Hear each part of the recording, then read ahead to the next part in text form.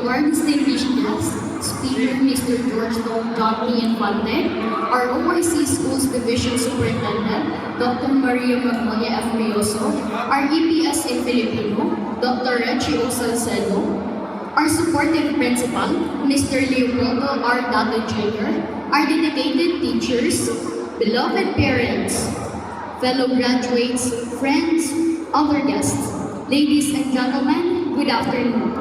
I congratulate all of us for we have finally reached this day where we all graduate after a tough journey. I want to thank my coaches, friends, and family for believing that I could overcome every obstacle in life. If it were not for you, I wouldn't be here standing in front.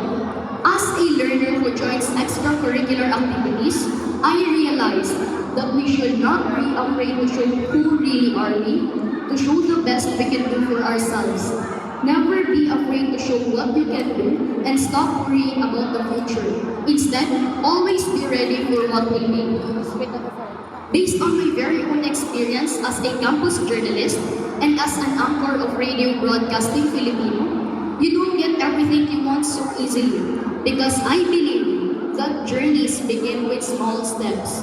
Honestly, we waited tirelessly for months and trained to achieve first place in DSPC and second place in RSPC. It taught me that everything that you set your heart into, every sacrifice is always worth it. My experience is a testimony that hard work and discipline goes hand in hand. Without these grades, we would have not achieved all these awards. So my dear batchmates, as we step into junior high school, always remember to do your best and learn how to sacrifice. All we need is to persevere and focus on our goal. Because once we get there, it will be the sweetest reward to our teachers and parents.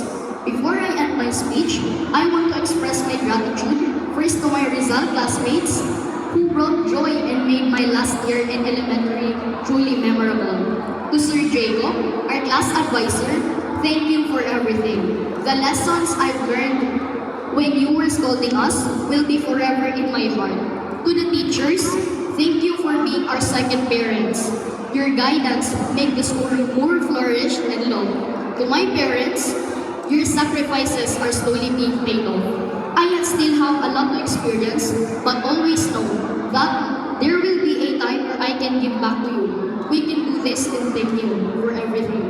My dear batchmates, as we leave the portals of our alma mater, the Iriga Central School, may we always bring the lesson learned, the love we felt, the friendship built, and the experience gained to the next journeys of our lives.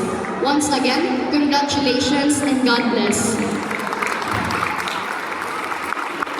Thank you, Yushi and Hayan, for your words of gratitude.